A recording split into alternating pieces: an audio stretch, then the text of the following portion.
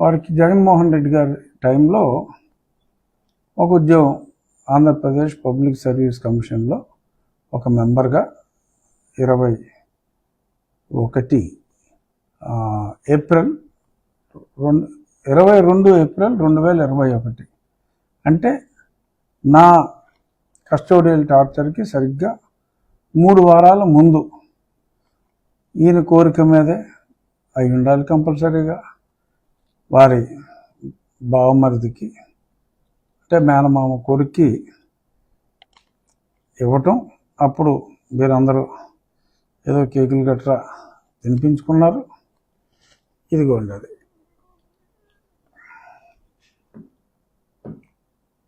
ఎన్నో తారీఖు కూడా స్పష్టంగా ఉంది అక్కడ. బిడ్డ 22 ఏప్రిల్ సాయంత్రం పెట్టారు. On the occasion of my uncle's younger son Soni would Nuthalapati taking charge as a member of Andhra Pradesh Public Service Commission. One happy day. Mother-in-law Jyoti Premadas, అంటే మేనత్త మదర్-ఇన్-లా అన్నారు. Sister Soumya, like son of Satyamurthy, son of Premadasa. ఇది ఆయన ఆనందాన్ని వ్యక్తపరిచారు.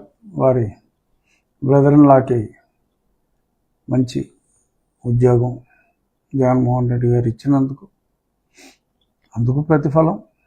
అలాగే మరి ఆయన చూపిన అత్యుత్సాహానికి మరి ఆల్నీల్ని పురమాయించి ఆయన పక్కన ఉన్న ఆయన సన్నిహిత వ్యక్తుల్ని పురమాయించి మరి చిత్రహింసలు పెట్టినందుకు గాను మరి రివార్డుగా డీజీ కూడా ఆశించారు. బట్ ఆ తర్వాత మరి కొంతమంది గుడివాడ గ్యాంగ్తో కలిసి చేసిన అరాచకాలు మరి జగన్మోహన్ రెడ్డి గారి దృష్టికి వెళ్ళి మరి తర్వాత అగ్రిగోల్డ్లో కూడా అప్పటి ముఖ్యమంత్రికి తెలియకుండా మరి చేసిన పనులన్నీ కూడా తెలిసినందువల్ల మరి ఆయన్ని తప్పించినట్టుగా. ఆ తర్వాత సరే ఈ లోపు ఆయన పనిచేశాడు, మనల్ని కొట్టేశాడు, ఇవన్నీ అయిపోయినాయి. ఇక్కడ నేను చెప్పాలనుకున్నది ఈ అగ్రిగోల్డ్ విషయంలో మరి నేను కంప్లైంట్ ఇచ్చా ఏసీబీకి. సుమారు 8 మాసాలైంది. ఒక కమిటీ వేశారు. క్లియర్గా ఎవరెవరి పేరు మీద బ్యాంక్ అకౌంట్లు ఓపెన్ చేసి డబ్బులు డ్రా చేశారు. కొన్ని 100 కోట్లు అసలు డిపాజిటర్స్ కాకుండా నకిలీ డిపాజిటర్స్ని సృష్టించి చేశారు. తరువాత మరి ఎవరైతే భూములు కొన్నారో మరి అవి నేను జప్తు చేస్తాను అని చెప్పి చాలామంది దగ్గర డబ్బులు కలెక్ట్ చేసినట్టుగా కూడా వివరాలు ఉన్నాయి. ఇవన్నీ ఇన్వెస్టిగేట్ చేయవలసిందిగా నేను అప్పుడు అఫీషియల్గానే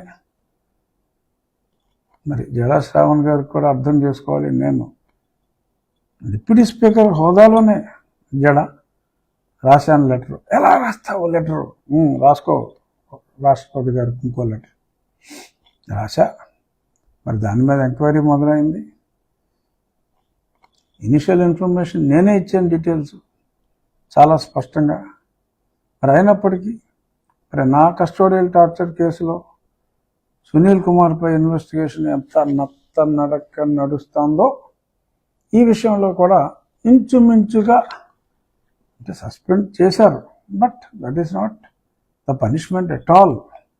మామూలుగా ఏసీబీ కేసులో అంత క్లియర్గా సాక్ష్యం ఉన్నప్పుడు అరెస్ట్ చేయాలి. మరి ఎందుకు మరి ఇతన్ని అరెస్ట్ చేయలేదు, ఏమా ఉదాసీనత అనేది నాకు అర్థం కావటల్లా.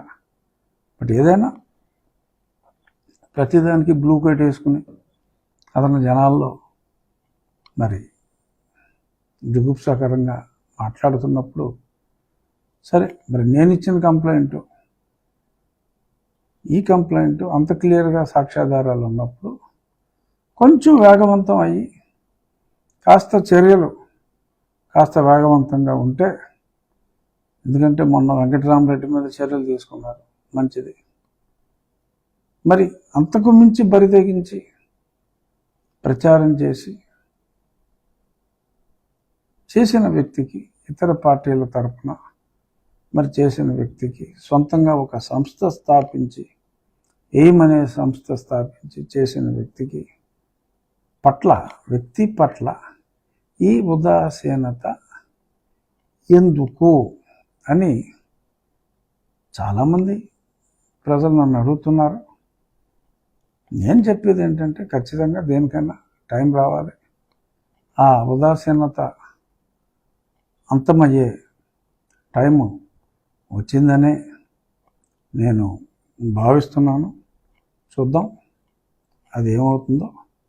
ఆఖరికి మా ఆకివీడులో కూడా ఇంకా వాళ్ళ చేష్టలు జరుగుతూనే ఉన్నాయి. ఇంకా ఎన్ని రకాలుగా ఆ దేవాలయానికి అంతరాయం కలిగించాలో, ఆ నిర్మాణానికి పిచ్చి కేసులు, కేసు మీద కేసు అతను ఆ జడ వేసుకుంటూ ఉన్నాడు. సరే, తప్పుల మీద తప్పులు చేసుకుంటూ పోతున్నాడు, దానివల్ల నష్టమేమీ లేదు. విచారణ అర్హత ఉండే అవకాశమే లేదు అతను వేసే పిచ్చి పిటిషన్లకి. ఒకవేళ విచారణ అర్హత ఉందని న్యాయస్థానం భావించిన రోజున ఎస్, నేను కూడా ఆ ఆకివీడు రామాలయం సమితి గౌరవాధ్యక్షుడిగా ఎస్, నేను కూడా కోర్టులో ఉంటాను. అందులో మ్యాటరే లేదు. ఏదో ఊరికనే పనికిమాలిన హడావుడి. అతనికి కేవలం హిందువుల మీద, హిందూ దేవాలయాల మీద ఉన్న ద్వేషం చూపెట్టుకోవటానికి చేస్తున్న వికృత చేష్టలు. సరే, దేనికైనా సహనానికైనా ఒక హద్దు ఉంటుంది కాబట్టి మరి వాళ్ళు అలా కేసులు వేస్తూ ఉంటే మనం వేయించుకుంటూ ఉండలేము.